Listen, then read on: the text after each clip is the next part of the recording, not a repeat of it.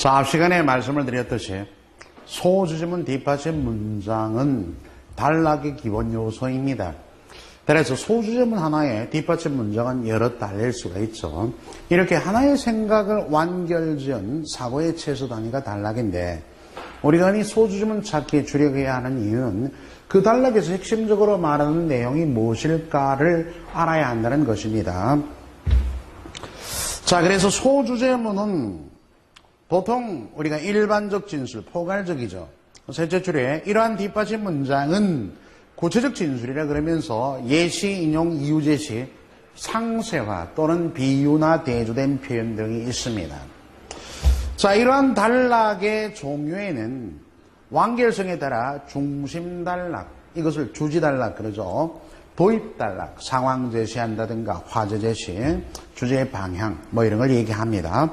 그리고 결말 단락, 마지막에 간단히 요약하면서 매듭을 하죠. 그리고 연결 단락, 연결 단락은 크게 내용에 크게 영향을 미치지 못할 때가 많습니다.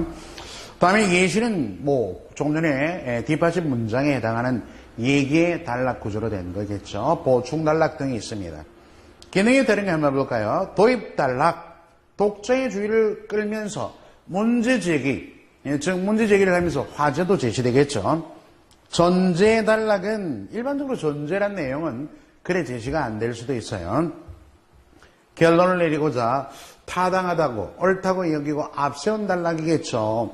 그 다음에 주지 단락, 주지는 핵심적인 내용이 들어있는 단락입니다.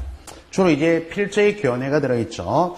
상술 단락은 어떤 다시 말하면 즉 이런 접속 부사를 통해서 좀 더 앞에 진술한 일반적 내용을 좀 더 자세하게 얘기해 주는 게 상술 단락입니다. 강조 단락 참고하시고요. 여러분 다음에 글의 구성, 단락의 구성 원리에 대해서는 페이지 53쪽에 2권이죠. 구조의 사실적 이해, 읽기 구조의 사실적 이해에서 한번 우리가 공부를 한 바 있고 또 251쪽의 9번 문제도 그러합니다. 통일성, 완결성, 일관성 세 번째 지금 말하고 있습니다. 글을 씀에 있어도 단락을 독해하는 것과 마찬가지로 통일성에 맞게 그 소주제문의 논지에서 벗어나면 안 된다. 그리고 완결성은 소주제문에서 말한 몇 가지 요소에 대해서 뒷받침 문장이 충분히 제시되어야 한다. 일관성 문제는 계속 순서와 배려 원리라고 몇 번 문제 유형도 풀어본 바가 있죠. 자, 이렇게 단락의 구성 원리는 통일성, 완결성, 일관성 등이 있습니다. 이것은 좀 전에 말씀드렸듯이 읽기를 하든 쓰기를 하든 단락을 만드는 데 필요한 요소이니까 다 양자의 영역에 다 해당하는 것입니다. 자, 우리 참고란에 보면은 260쪽에 주제문과 뒷받침 문장의 연결이 자연스럽지 못한 경우의 예들이 쭉 나와 있습니다. 한번 꼼꼼하게 더듬어 보시고요. 자, 도움닫기 이제 한번 들어가 보겠습니다. 16번 문제입니다. 주제문과 뒷받침 문장이 가장 긴밀하게 연결된 것은 이렇게 하나의 단락을 선택지로 제시해서 이런 문제 유형을 제시했을 때는 일반적으로 첫 번째 단락이 대부분 소주제문일 때가 90% 정도 됩니다. 자, 소설을 구성하는 가장 중요한 요소는 배경인물 사건. 자, 이러면 소주제문에서 몇 가지 요소를 제기했다면 단락의 완결성과의 문제겠죠. 그러니까 여기서 이제 뒷받침 문장에서 배경인물 사건 세 세대에 다 얘기해야 돼요. 배경은 인물이 행동을 벌이는 시간, 공간, 분위기 등이 묘사하는 인물이 배경 속에서 벌이는 행동의 체계이다. 이렇게 얘기되고 만다면은 뭐에 대한 얘기가 없습니까? 인물에 대한 구체적인 설명이 빠졌습니다. 그래서 앞에서 소주제문에서 제시한 몇 가지 요소 중에 하나가 빠져있기 때문에 완결성이 부족한 단락이다. 이렇게 판단할 수 있습니다. 자, 2번 가면은 영화와 연극은 공통점이 많다. 이게 소주제문일 때 공통점에 대해서 서술해 가야 되겠죠. 근데 영화는 시간의 흐름에 따라 스크린이라는 공간에서 이루어지는 예술임에 비해 연극은 시간 예술이기는 하지만 무대라는 제한된 공간에 이루어지는 점이 다르다라는 것은 대조로 나갔다는 설명 방식이. 앞에 소주제문은 보니까 유사하다, 공통점이 많다라는 식의 비교로 이끌어가야 온당한데 여기에 합당하지 않은 대주의 설명 방법이 제시되었으므로 소주제문과 뒷받침 문장이 맞지를 않습니다. 자, 2번도 틀렸고요. 3번 볼까요? 뚝배기는 우리 민족의 음식창이 잘 반영되어 있는 그릇이다. 소주제문. 어떨까? 구체화시키는 뚝배기는 금속이나 유리로 만든 서양의 그릇에 비해 모양은 투박하지만 흙으로 두껍게 빚어서 열을 오래 보존시켜 주기 때문에 그래서 뜨거운 국을 유난히 즐겨 먹는 우리나라 사람들의 식탁에서 사라지지 않고 있다는 소주제문에 대해서는 충분히 근거가 작용이 됩니다. 그래서 소주제문의 주장의 내용에 대해서 마땅하고 타당한 근거가 제시되어 있기 때문에 주지 논거로 아주 적절하게 뭡니까? 바로 소주제문과 뒷받침 문장이 구성되어 있다라고 판단할 수 있죠. 따라서 3번이 답입니다. 17번 한번 갈까요? 원자력 발전소 건설에 반대한다라는 주제로 글을 쓰려고 합니다. 그러니까 반대입니다. 원자력 발전소 건설 반대. 여기에 따른 근거, 논거는 그러니까 원자력 발전소 건설의 부정적 측면을 언급한 게 논거로 적절할 겁니다. 왜 반대하니까? 자, 긍정과 부정 이분법적으로 나눠보면은 기업 전력 공급 예비율이 매년 낮아지고 있는 실정이기 때문에 원자력 발전소 건설을 찬성한다. 이렇게 되죠. 이건 적절하지 않고 공해를 거의 발생시키지 않고 전력을 생산할 수 있으므로 원자력 건설에 찬성 논리입니다. 다음 디귿. 만일의 설거는 그 어떤 발전 방식에 의한 피해보다 크기 때문에 원자력 발전소 건설에 반대한다. 적절합니다. 여러분들 일본의 그 원자력 발전소가 문제가 생겨가지고 그 해역이 오염되고 심지어 우리나라의 수산물 일본 그 수산물 수입을 규제를 하고요. 제한 금지를 하고 지금 수산물에 총비상이 걸린 이런 것도 하나의 최근의 예가 되겠죠. 그래서 디귿 하나 하고요. 화력발전과 수력발전을 통한 전력 생산의 한계에 다다르기 때문에 이건 찬성론이겠죠. 다음에 미음. 원자력 발전소 건설 비용은 여타 발전소 건설 비용의 10배가 들기 때문에 반대한다. 비용이 많이 든다. 반대 논리입니다. 그 디귿, 미음 두 개 골랐죠.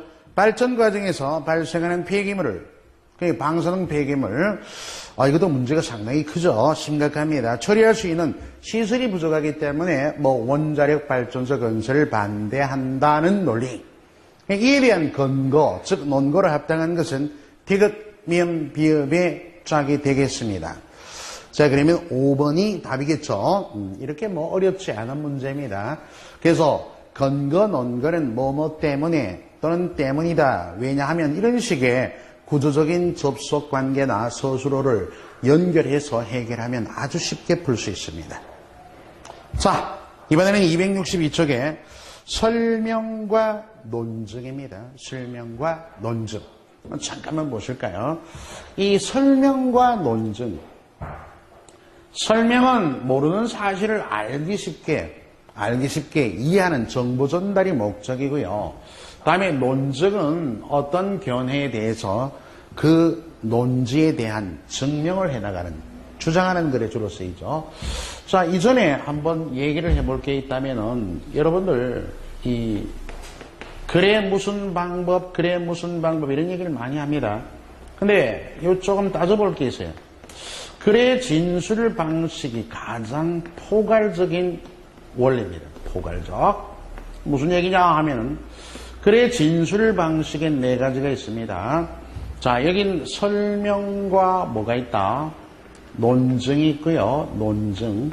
다음에 서사와 뭐가 있겠다? 묘사 이렇게 4가지가 있어요. 그게 보통 포괄적이니까 이건 뭐예요? 전체 글. 일반적으로 글 전체에 대해서 얘기할 때 많이 언급되는 부분입니다. 그 설명이 있고, 그죠? 논증이 있고, 다음에 서사는 사건을, 이야기를 시간의 순서에 따라서 이렇게 전개해 나가는 것을 서사라 그럽니다. 묘사는 시간성은 없죠, 그죠? 그래서 대상을 그림 그리듯이 언어로 표현해내는 방법을, 그려내는 방법을 묘사라 그럽니다. 이 4가지가 포괄적인 전체 글을 통한 진술 방식이에요. 근데, 글의 설명에서는 이 설명 방식이 있어요. 이 설명 방식을 뭐라 그러냐면 글의 전개 방식이라고도 합니다. 예, 그래서 여기 설명 방식이 모든 글의 가장 기초라고 보시면 돼요. 여기서는 이제 지금 시간에 따라서 그죠? 시간이란 시간성 기준으로 우리가 지금 좀 이따 보게 될 겁니다. 정태적 범주가 있고 정태적 시간성이 없는 것입니다. 그 다음에 시간성이 내재한 뭐가 있겠다? 동태적 범주가 있겠다.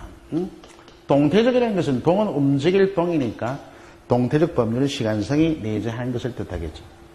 논증은 여러분들 간략하게 얘기하면 논증의 3요소. 논증의 3요소 그러면은 명제, 그죠? 우리 정책명제에 계속 얘기해 왔지 않습니까? 명제, 논거, 추론 이렇게 논증을 해나가는데 세 가지 요소입니다. 이에 대해서 공부를 좀 해두시고 서사 묘사는요. 여기 보면 정태적 범주에 뭐가 들어간다? 물론 여기 서사만 들어가는 건 아닙니다. 뭐 정의라든지 다른 뭐 유추라든지 비교 대조축이 있습니다. 서사는 여기 나오는 동태적 범죄에 들어가죠. 서사가 시간성이 내재하니까 시간에 따른 사건의 전개 순서를 순차적으로 열거하니까 묘사는 어디 들어가냐면 여기 정태적 범죄입니다. 시간성이 없죠. 묘사는 대상을 시간순에 의거하지 않고 대상을 그림 그리듯이 시간은 정지되어 있다고 보이죠. 그래서 그림 그리듯이 그려내는 방법이 묘사입니다. 얘네들 둘이 묘사 서사는 글 전체에 뭡니까? 포괄적인 내용에도 들지만 결국 설명 방식에도 해당한단 말이지. 그리고 보통 일반적으로 글의 설명 방식이니 글의 전개 방식이니 하는 것은 이것은 구체적인 세부적인 내용 전개, 좀 세부적인 내용 전개에 필요합니다. 자, 이렇게 글의 진술 방식이 포괄적이고 설명, 논증, 서사, 묘사가 있는데 글의 설명 방식에서 좀 더 구체적이고 세부적인 내용 전개 방식의 시간성을 기준으로 해서 이런 것들이 있다를 지금 살펴볼 겁니다. 물론 논증에서도 논증의 3요소, 명제, 논거, 추론에 대한 명확한 용어 설명과 함께 개념 파악을 해두셔야겠죠. 자, 우리 교재 여러분들 보시면은 262쪽에 보겠습니다. 설명과 논증, 둘째 줄에 세부 내용을 전개하는 방법에는 시간의 흐름, 시간성을 기준으로 금방 설명드린 부분이 있습니다. 그 시간의 흐름에 따른 서사 과정 인과, 그죠? 서사 과정 인과 이 세 가지가 동태적 범주이고, 그리고 분석, 묘사, 분류, 예시, 정의, 비교, 대조, 유추, 논증 따위는 뭐다? 여기 나오는 동태적 범주다라는 거. 자, 밑에 설명이 되어 있고요. 그래서 글의 전개 방식, 즉 설명 방식을 파악하는 것은 매우 중요한데요. 모든 글의 서술 방식이니 논지 전개 방식이니 이런 것들이 기초가 됩니다. 그런데 이것을 공부하면서 용어의 정의가 무엇이다, 유추가 무엇이다, 분석이 무엇이다, 용어에 너무 집착하면 조금 난감하고 그 용어를 어떤 내용으로 설명하는 것이 무엇이라고 하는가라는 이해 위주로 가셔야 됩니다. 그리고 지문의 상황은 언제든지 변화하죠. 똑같은 지문이 나올 리 만무합니다. 그래서 이러한 지문이 어떤 글의 설명 방법에 의해 이끌렸는가 하는 판단을 하실 수 있어야 합니다. 자, 먼저 1번 정의. 어떤 대상 또는 사물의 범위를 규정짓거나 그것의 본질을 진술하는 방식이다. 문학이란 언어를 표현 수단으로 하는 예술이다. 자, 여러분들 그러면 이 정의에서 첫 번째 정의. 정의는 뭐 개념 정의할 때 정의가 많이 쓰이죠. 예를 바로 들게요. 인간은 생각하는 동물이다.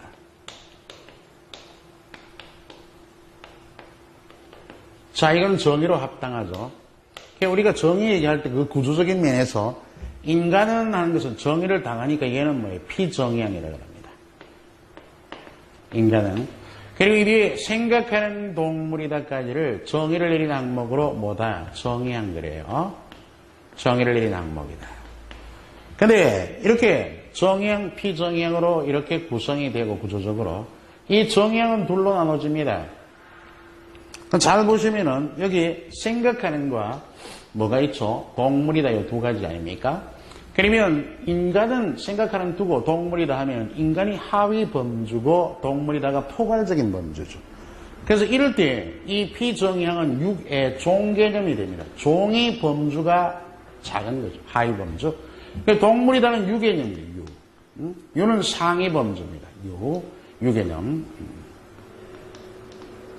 그 다음에 정형에 나오는 생각하는 얘는 뭔가? 인간은 동물이다 하면 역은 성립하지 않습니다. 동물은 인간이 아니니까요. 그래서 정형은 피정형과 이 정형이 항상 대등해야 돼요. 대등하다는 것은 이렇게 바꿔도 생각하는 동물이 인간이다. 성립이 돼야 한다는 것이죠. 그래서 여기 생각하는 걸 뭐라 그래요? 종차.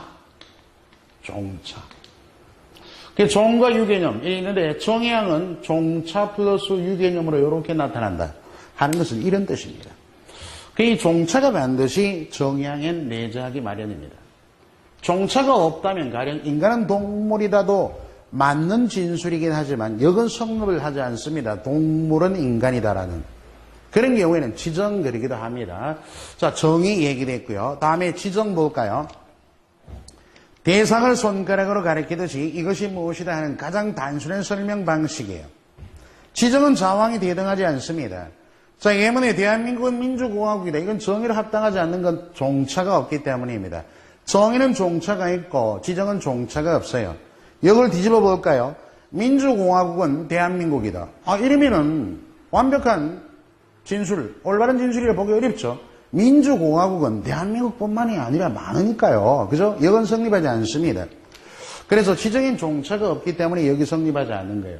예를 들어 이 문장을 그대로 가져가서 인간은 동물이다. 이러면은 이건 뭡니까? 정의가 아닙니다. 종차를 빼버린 이것은 뭐가 되다? 지정은 됩니다. 손가락으로 가리키다는 설명이니까 지정은 돼요. 그 지정은 여기 성립하지 않아요. 이렇게 동물은 인간이다. 안 되죠, 그죠? 이거 참고 한번 하시고요. 이렇게 구분하고 그 다음에 예시는 예를 들어 설명한 거니까 쉬울 겁니다. 비교 대조는 두 가지 이상의 대상을 비슷한 점을 대비해서 설명하면 비교입니다. 좀 전에 우리가 소주지문 뒷받침 문장의 관계에서 나온 바 있죠. 영화 연극의 유사점을 얘기하면 비교, 차이점을 얘기하면 대조가 됩니다. 자, 5번의 유추. 이건 중요하죠. 유추. 이 유추는 한번 앞에서, 뭐가 나오면, 그 논증할 때 보면은 유비추리. 그죠? 유비추리. 귀납법에서 유비추리 준말이 유추입니다. 귀납법의 일종이죠. 유비추리. 그래서 제가 뭐라고 얘기했냐면은, X집합은 ABCD를 가진다. 원소로. Y는 ABC를 가진다. 두 대상의 유사성을 근거로 미뤄 짐작하는 게 유추입니다. 유추의 개념이 그게 유비추리거든요. 그래서 Y도 D를 가질 수 있을 것이다. 앞부분에 공부한 바 있는데 우리가 그래 설명 방식에서는 유추가 뭐냐 하면은 여러분 먼저 알아둘 게 이 유추는요. 어렵고 복잡한 개념. 어렵고 복잡한 개념. 그러니까 쉽게 이렇게 접근이 안 되는 어렵고 복잡한 개념. 주로 이런 것은 추상적입니다. 추상적 관념어가 많아요. 어렵고 복잡한 개념은 뭔가 알기 쉽게 설명을 해야 되지 않습니까? 설명 방식이니까 이것을 여러분 보시듯이 친숙한 대상을 들어 설명을 하는 거예요. 이렇게 설명해 가는 방식을 뭐라 그래요? 바로 유추라 그럽니다. 그리고 여기 친숙한 대상에서 이건 구체적이겠죠? 자, 예문에 뭐라고 나왔습니까? 인생은 한마디로 압축해서 말하기가 어려운 추상어입니다. 그죠? 그럼 인생은 마라톤이다. 마라톤은 우리가 실제 경기로 우리가 많이들 알고 있죠. 그 인생의 그 마라톤은 42.19를 뛰면서 막 극점도 있잖아요. 막 더 이상 한계도 오고 그걸 넘어섰을 때는 자연스럽게 뛰는 레이스가 자연스럽게 되는 이런 과정을, 이 마라톤의 실제 과정을 인생에다 견줄 수 있겠죠. 이게 바로 유추 방식입니다. 유추는 앞에 문제에서도 많이 봤어요. 그 민족문화의 전통과 개성에서도 전통은 예부터 이온 것을 말한다 해서 객관화 비판을 통해서 뭐 버려야 할 것을 인습, 그리고 현재 문화 창조에 이바지할 수 있을 것을 전통. 이래서 전통과 다음에 인습과 문화의 관계를 벼와 피와 다음에 살의 관계로 이렇게 연결한 것도 일종의 무엇입니까? 유추입니다. 그거 참고하면 하시고요. 자, 분류와 분석은 아주 중요합니다. 분류와 분석. 우리 학생들이 여기 분류 분석을 정말 잘 모를 때가 많아요. 분류와 분석. 정확하게 이해하고 있지 못하면 헷갈립니다. 자, 분류 안에 총칭 분류로 가지만 또 약간의 분류와는 방법적으로 반대에 해당하는 뭐도 있다. 구분도 있습니다. 자, 아주 간단하게 한번 얘기해 볼까요? 분류는 종류를 가르는 방법입니다. 가르는 방식. 종류를 가르다. 대상의 종류. 종이 하위범주, 유가 상위범주인데 그 분류 보면은 공통 기준에 의하여, 그죠? 그래서 보니까 위로 묶어 나가거나 아래로 나누어 나가는 방법, 이게 바로 종류를 가르는 방법입니다. 자, 예를 들어서 인류는 피부색에 따라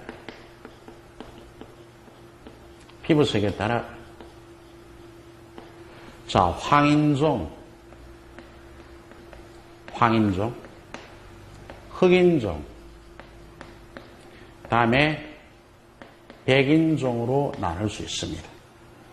이럴 때 인류하는 게 유개념이야. 이게 상위범주. 그러니까 황인종, 백인종, 흑인종은 종개념, 하위범주죠. 이렇게 여기 피부색에 따라 하는 건 뭐가 되겠습니까? 이게 분류 기준입니다. 이것은 분류의 기준은 반드시 하나가 되어야 됩니다. 분류의 기준. 반드시 분류의 기준은 하나입니다. 여기 인류가 뭐예요? 상위범주. 상위범주니까 유개념. 다음에 여기 나오는 황인종, 흑인종, 백인종이 하위범주로 뭐가 되겠다? 종개념. 이렇게 상위, 하위 범주의 종류를 가르는 방식. 이게 설명이 분류입니다. 그런데 이 분류와 구분의 차이점은, 분류는 지금 이런 식으로 나가면, 예를 내가 하나 있는데 앞에 먼저 상위 범주에서 하위 범주로 이렇게 설명지어 가면 이게 구분입니다. 구분. 그러나 하위 범주, 예를 하나 더 들까요? 우리가 도청, 시청, 다음에 군청, 다음에 동사무소. 자, 보시면은 도청, 시청, 군청, 동사무소는 뭐 관공서다. 이렇게 나가면은 뭐 역으로 관공서에는 도청, 시청, 군청, 동사무소 등이 있다 이러면 되겠죠. 관공서가 뭡니까? 상위범주. 그러니까 이게 유개념이고, 다음에 도청, 시청, 군청, 동사무소, 이건 뭐 순서로 나간 그런 계제가 아닙니다. 같은 동일 범주죠. 이럴 때 얘들은 뭐예요? 바로 하위범주입니다. 하위범주, 종개념. 이처럼 하위범주에서, 종개념에서 상위범주로 올라가는 설명이 뭐다? 이것은 궁극적으로 얘기하면 얘는 분류가 되고, 얘는 분류고, 얘는 구분입니다. 얘는 구분. 위에 얘기하는. 통칭해서 따로 안 나눌 때는 분류 속에 구분도 포괄적으로 포함시킨다. 뭐 이런 얘기예요. 자, 이처럼 분류는 종류를 가르는 방법입니다. 자, 여러분들 분석 한번 구분해 볼까요? 분석. 분석은 대상을요, 구성 요소로 나누는 방식입니다. 대상을 구성 요소로 나누는 방식. 그래서 여기 구성 요소 하면은 뭐 일종의 부분입니다. 전체를 구성요소로 나누는 방법이다. 그래서 분석에 보면은 여러분 예문에 시계는 그죠? 시계는 시침, 분침, 초침, 시계추, 또는 태엽 등으로 이루어집니다. 이런 문장은 잘 보면은 시계란 전체 구조물이 있지 않습니까? 그리고 여기 나오는 시침은 시계의 하위 범주가 아닙니다. 얘네들은 구성요소예요. 시계를 구성하고 있는 구성 성분들입니다. 그죠? 인류가 전체가 아니고 황인종, 백인종, 흑인종이 구성요소가 아니에요. 하위 범주로 나눈 것이고. 차이가 있죠. 자, 이렇게 해서 결정적인 차이는 뭐냐면, 예를 들어 보죠. 백인종은 인류다. 그죠? 그 다음에 여기 나오는 동사무소는 관공서다는 가능합니다. 그냥 분류에는 설명하고자 하는 대상과 설명들은 내용이 이퀄 관계가 돼요. 그러나 분석은 시침은 시계다. 안 됩니다. 그 구성요소가 전체 일리 없거든요. 막 그런 설명을 든 내용이 설명하고자 하는 대상과 이퀄 관계가 되지 않는 것이 분석입니다. 그렇게도 판단하니까 한번 검증해서 연결 짓기 바랍니다. 그래 설명 방식에는 여기 분류 분석이 가장 시험 문제에 여러분들을 많이 당혹스럽게 하죠. 헷갈려하는 내용 중에 하나다라는 것을 알아두기 바랍니다. 자, 그 정도 얘기하면서 분류 얘기되고 구분 얘기된 거예요. 구분 같은 경우에 예문에 조류에는 독수리, 학, 뻐꾸기, 갈매기, 그죠? 그러니까 조류가 상위 범주고 그 하위 범주가 독수리, 학, 뻐꾸기, 갈매기거든요. 이게 구분이고 그 역으로 하위 범주에서 상위 범주로 나간 것을 분류라고 하지만 통칭해서 분류로 얘기하기도 한다라는 것. 묘사는 대상을 그림 그리듯이 그려냅니다. 그죠? 우리 보통 메밀꽃 필 무렵에 달밤의 풍경. 지금 달은 사늘이에 걸려있다. 방금 피기 시작한 꽃이 허붓한 달빛에 턱턱 숨이 막힐 지경이다. 그죠? 이런 것은 아주 묘사력이 탁월하죠. 이런 것도 묘사이지만 묘사는 주관적 묘사, 객관적 묘사. 주관적 묘사는 필자의 의도가 포함되어 있는 겁니다. 필자의 개성적인 표현이 들어있는 게 주관적 표현. 보통 문학 작품 속에 내용이 많기 때문에 문학적 묘사라 그러고, 객관적 묘사는 사실 그대로 제시하기 때문에 일반 사람들도 다 알아들어요. 동력 하늘에서 붉은 해가 붉게 떠오르기 시작했다. 그림 그리듯이 시각적으로 그려냈죠. 그러나 이것은 필자의 개성을 노출한 게 아니라 있는 그대로 제시한 사실적 묘사입니다. 이렇게 주관적, 객관적 묘사, 주관적 묘사는 문학적 묘사라 그러기도 하고 객관적 묘사는 사실적 묘사라고 하는 이 두 가지 방법이 있다도 참고하기 바랍니다. 인과는 원인과 결과로 필연적인 관계를 이어둔 것이겠죠. 과정은 자 생각해보면 우리 개구리송, 얼챙이송 그러잖아요. 그죠? 뒷다리가 쑥, 앞다리가 쏙 이래가지고 개구리 됐네 있잖아요. 꼬물꼬물거리다가 이렇게 그런 노래만 보더라도 이건 마치 어린아이의 관찰일기처럼 무엇으로 되어가는 과정. 과정은 어떻게 여기에 초점이 있습니다. 그리고 소사 보시면 소사는 일정한 시간 내 시간의 흐름에 따라서 사건이나 행동 등을 바로 순차적으로 배열한 게 소사이다. 따라서 인과 과정 소사는 시간성이 내재하기 때문에 이 셋은 동태적 범주. 그 위에 다른 설명 방식은 시간성이 없는 정태적 범주. 이러한 글의 설명 방식, 즉 서술 방식, 그죠?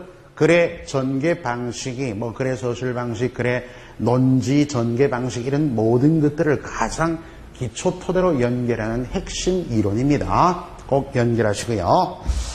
자, 다음에 두 번째 논증 보겠습니다. 논리적 근거에 의해 주장의 타당성의 이유를 들어 증명하는 논증, 논지에 대한 증명이다. 뭐 이런 얘기죠. 논리적 증명이다. 논증의 상요소는 명제, 논거, 추론입니다.